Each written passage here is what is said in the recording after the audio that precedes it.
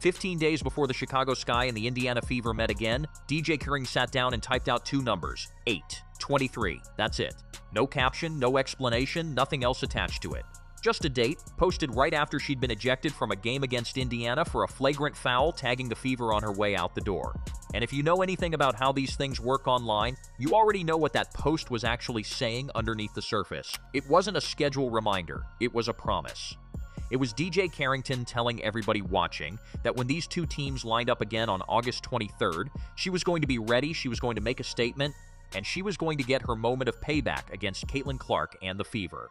Well, August 23rd came and went, and it's safe to say that the moment did not go the way DJ Carrington was hoping it would. The tension between DJ Carrington and the Indiana Fever did not start out of nowhere on August 8th. This is a rivalry that goes back years at this point, all the way to Clark's very first WNBA playoff game back in September of 2024, when Carrington caught Clark near the right eye while contesting a pass over the top to Aaliyah Boston.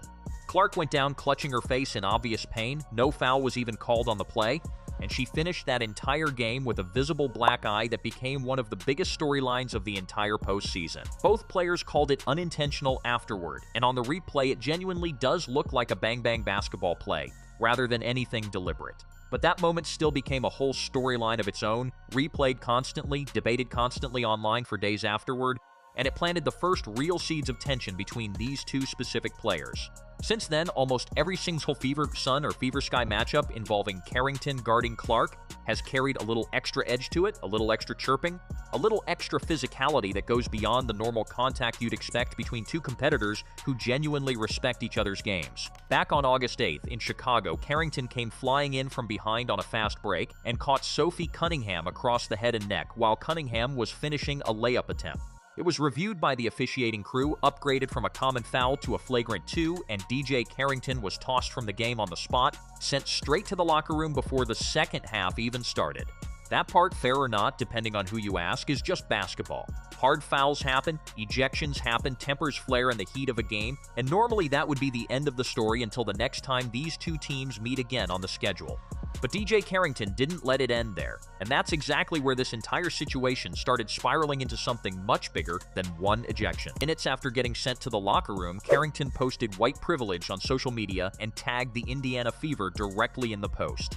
That single sentence turned a routine ejection into a national story almost overnight, with everybody from casual fans to sports radio hosts to television pundits weighing in on what she actually meant by it and whether the accusation was fair given the context of the foul itself. Carrington later pushed back on some of the backlash, clarifying that she never specifically claimed the flagrant call itself was the direct result of racial bias, and pointing out that she studied structural inequality at one of the top universities in the country before she ever used that kind of language publicly. Maybe that clarification is completely accurate, and maybe there's more nuance to it than a lot of people online gave her credit for in the moment. But here's the thing about throwing a phrase like that out into the world attached to a specific team's name in the heat of an ejection. It doesn't just disappear quietly into the timeline the next morning. It sits there. It builds anticipation. It turns the very next matchup between these two teams into something that feels a lot bigger than just another regular season basketball game on the calendar. So that's the actual backdrop heading into August 23rd. DJ Carrington sitting on a controversial ejection, a viral, heavily scrutinized social media post, and a very public warning shot aimed squarely at Caitlin Clark and the entire Fever organization. Fans on both sides of this rivalry knew exactly what this next game was going to be about long before the ball was even tipped that night. This wasn't just Sky versus Fever anymore, two teams jockeying for playoff positioning in a crowded standings race. This had turned into DJ Carrington trying to prove a point on a stage she had chosen for herself, trying to show the basketball world she wasn't rattled by any of the backlash, and trying to show that when these two teams shared the floor again, she was going to be the one dictating the terms of engagement from the opening tip. That's a tremendous amount of pressure to put on yourself in a public post 2 full weeks in advance of the actual game. And it's exactly the kind of self-imposed pressure that has a way of backfiring the moment the ball is actually tipped and the cameras start rolling for real. Fast forward now to the second quarter of the actual game on August 23rd. Chicago is holding on to a slim 4-point lead at that point, which, credit where it's genuinely due, is more competitive than a lot of people expected out of this particular Sky roster against this specific version of the Fever.